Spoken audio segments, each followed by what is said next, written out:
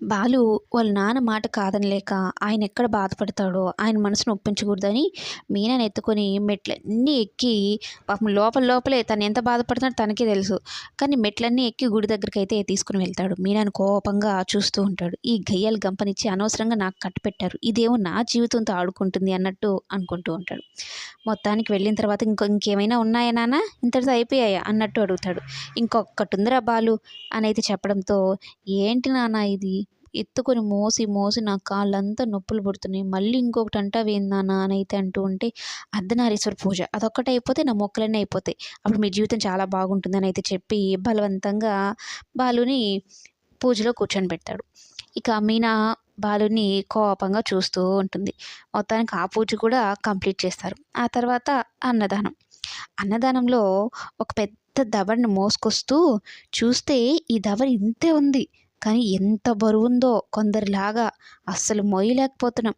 చచ్చాననుకో అనైతే మీనాను చూస్తూ అంటాడు. అంటే మీనాను ఉద్దేశించే మాట్లాడతాడు. చూడ్డానికి సన్నగా ఉన్నావు కానీ బరువు మాత్రం అంతున్నావు అన్నట్టు.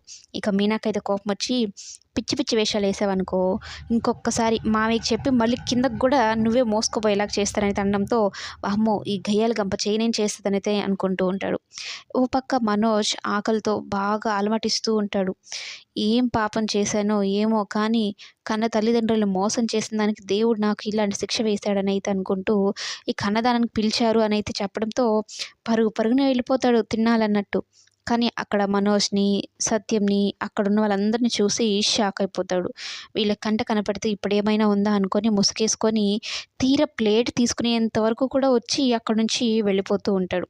బాబు ఏం బాబు వెళ్ళిపోతున్నావు, అన్నం ప్లేట్ తీసుకొని వెళ్ళు బాబు అని అయితే చెప్తూ ఉంటే, వద్దండి అన్నట్టు వెళ్ళిపోతూ ఉంటాడు. అయితే మనోజ్ని బాలు కనిపెట్టేస్తాడు. బాబు మనోజ్ ఆగమ్మ అన్నట్టు చెప్తాడనమాట. మనోజ్ ఒక్కసారిగా ఆగిపోతాడు. ఇక సత్యము, మీనా అందరూ షాక్ అయిపోతారు. ఏంటి మనోజా అన్నట్టు అనుకుంటారు.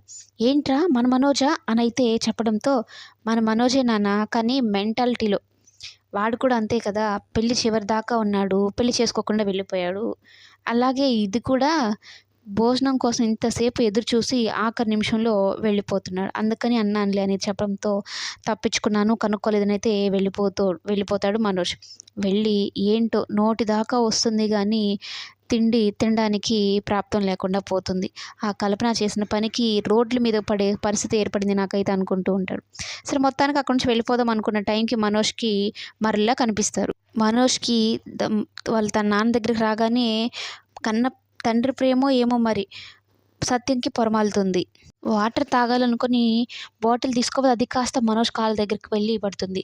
బాబు ఆ బాటిల్ ఇట్టివ్వు అంటే మనోజ్ మాత్రం వేరే వాళ్ళతో ఇచ్చి పంపించేస్తాడు.